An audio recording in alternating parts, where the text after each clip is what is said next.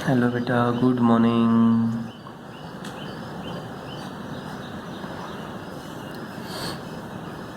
हम बेटा स्केलर और वेक्टर के बारे में पढ़ रहे थे कि स्केलर क्या है, वेक्टर क्या है। एक बार दोबारा से रिपीट कर रहे हैं कि स्केलर क्या है। These are those physical quantity which have magnitude only. वो फिजिकल क्वांटिटी है जिसका केवल आपको मैग्नीट्यूड मिले, उसका नाम क्या होगा बेटा? उसे हम क्या बोलते हैं? Scalar quantity. और वेक्टर क्वांटिटी क्या है? जिसमें मैग्नीट्यूड के साथ साथ उसकी डायरेक्शन भी शो होती है, तो बेटा उसका नाम क्या था? एक वेक्टर। वेक्टर की जनरली दो टाइप पड़ी थी, एक्सियल वेक्टर या एक्सियल वेक्टर, पोलर वेक्टर। दोनों की ही स्टेटमेंट आपको बता दी। एक रोटेशन है, एक का स्टार्टिंग पॉइंट है। अब हम कुछ और डेफिनेशन पढ़ते हैं, जैसे और टाइप के वेक्टर्स पढ़ते हैं, जैसे unit vector. Few definition of vector. मान लीजिए यूनिट वेक्टर क्या है? यूनिट वेक्टर ये बेटा इंपॉर्टेंट है। यूनिट वेक्टर क्या है? सेकंड सी चल रहे हैं हम, सी पार्ट के अंदर, सॉरी। यूनिट वेक्टर क्या है? These are those vector which have unit magnitude but have same direction as that of given vector. कोई भी गिवन वेक्टर है तो डायरेक्शन तो वही होगी जो उसी डायरेक्शन में चल रहा है जिसमें वो वेक्टर है, लेकिन उसका मैग्नीट्यूड हमेशा कितना हो? यूनिटी हो। उसे हम क्या बोलते हैं? Unit vector. ये क्या बेटा? These are those vector. इसके ऊपर एग्जाम्पल भी करेंगे, हम देखेंगे। These are those vector which have unit magnitude. Unit, ये मैग्नीट्यूड है बेटा। Which have unit magnitude and has the same direction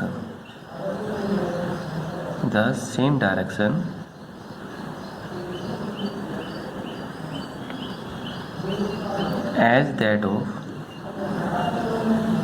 a given vector,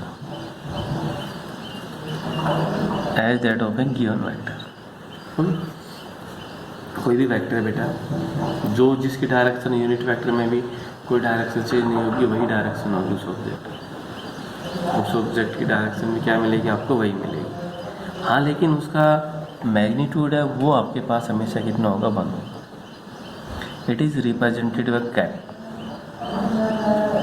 it is represented by cap. ये कैप है, इसे आप क्या बोल सकते हो? कैप भी बोल सकते हो और हैट भी बोल सकते हो। अब कैप और हैट दोनों से आप है ना रिप्रेजेंट करते हो। जैसे आपने लिख दिया ए कैप, तो ये क्या होगा बेटा? A unit vector. बी के ऊपर कैप लगा दी तो बी यूनिट वेक्टर। सी के ऊपर कैप लगाई तो सी यूनिट वेक्टर। डी के ऊपर कैप लगाई तो डी यूनिट वेक्टर। ठीक है, यानी किसी के ऊपर अगर आपने कैप लगा दी गई है तो वो यूनिट वेक्टर बन जाता है। ये ध्यान रखिए। एक्स वाई जेड कोई भी है जिसके ऊपर आपने कैप लगाई बेटा, वो एक यूनिट वेक्टर बन जाएगा।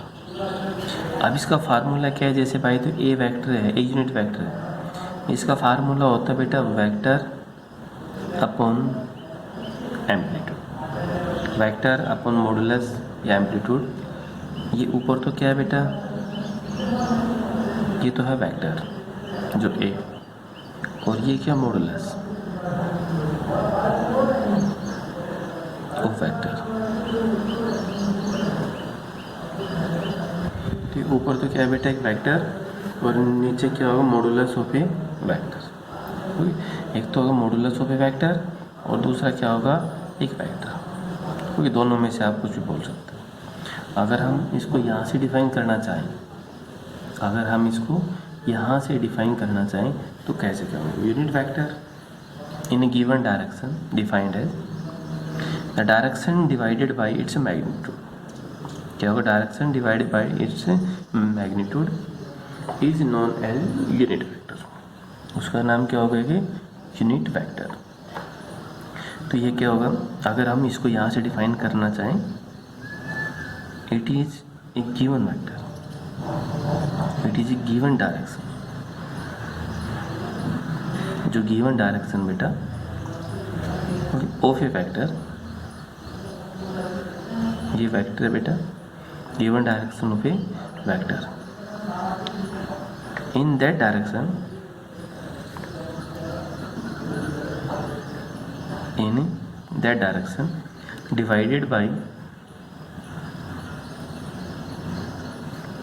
divided by the modulus of, जो मॉडुलस है, divided by the modulus of A given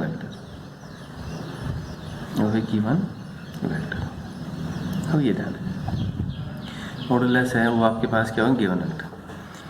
अब इन कार्टेशियन कोऑर्डिनेट जो बेटा आई होता है, ये है आई कैप, ये है, हमेशा याद रखिए, unit vector along X axis, ये ध्यान, आई के ऊपर जहाँ पर भी आपको कैप लगे तो वो हमेशा यूनिट वेक्टर होता है अलोंग एक्स एक्सिस। दूसरा बेटा J, unit vector along Y axis, J आपके पास क्या हो, unit vector along Y axis.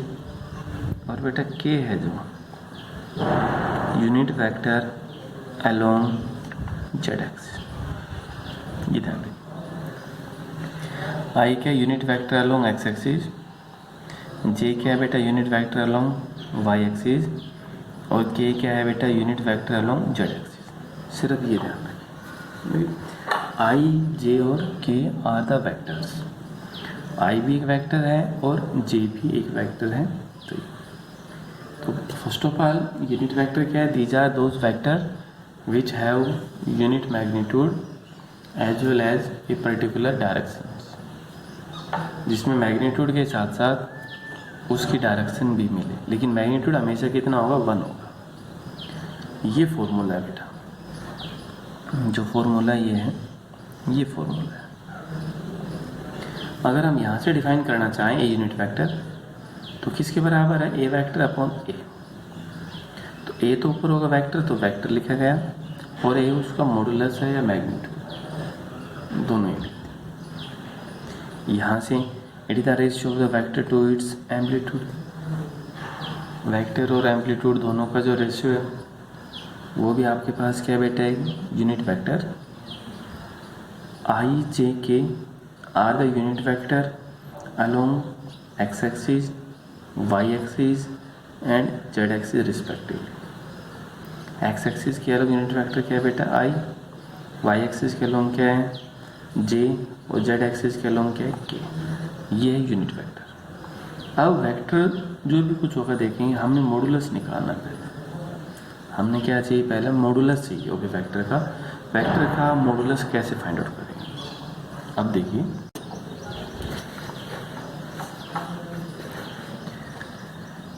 ये है बेटा आपके पास कोई भी एक वेक्टर है, मान लीजिए एक्स आई, एक्स के साथ यूनिट वेक्टर क्या होता है, आई, ठीक है। एक्स के साथ बेटा यूनिट वेक्टर कितना होगा आपके पास, आई, सॉरी, प्लस वाई के साथ क्या होगा बेटा, जे, और जेड के साथ क्या होगा, के। आई J K are the unit vector, तो एक वेक्टर को बेटा इस टर्म में रिप्रेजेंट कर दिया, जो एक ये वेक्टर है उसको एक्स आई जे की टर्म में रिप्रेजेंट किया। आई जे और K are the unit vectors along X axis, Y axis और जेड एक्सिस रिस्पेक्टिवली। हमें मॉडुलस चाहिए, तो बेटा ये है ए वेक्टर, ये और ये दोनों ही क्या है, इसका नाम मॉडुलस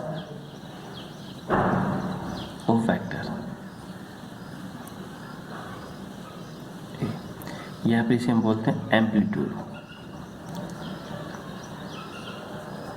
एम्पलीट्यूड और वेक्टर्स। ये देखो कैसे, चाहे आप ए मान लीजिए या आप ए लिख लीजिए, ये निकालना है। सबसे पहले बेटा अंडर रूट लगाओ, सबसे पहले अंडर रूट क्या है? तो अंडर रूट में आप आई के आगे देखो क्या है, एक्स, जो भी आई के आगे उसका स्क्वायर, प्लस जे के आगे क्या है, वाई, उसका स्क्वायर, प्लस के आगे क्या है, जेड का स्क्वायर। तो ये क्या आ गया, उसका मॉडुलस हुआ उसका एम्पलीट्यूड। फॉर एग्जांपल हम दूसरा देखते हैं, दूसरा क्वेश्चन, ए वेक्टर बी सी जी कुछ भी हो सकता है, 2i प्लस 3j, बेटा ए 2i प्लस 3j प्लस में कुछ भी मान लीजिए 2k, जो आपकी मर्जी है कुछ।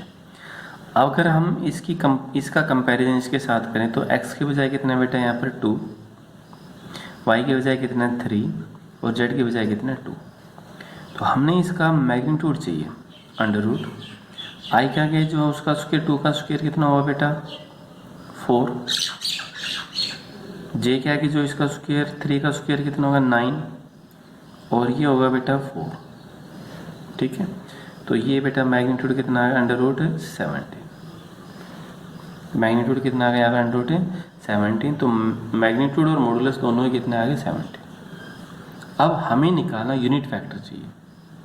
तो यूनिट फैक्टर देखो बेटा एक बार एक एग्जांपल और करके देखते हैं, ठीक है, वो अगले वीडियो के अंदर। Thank you.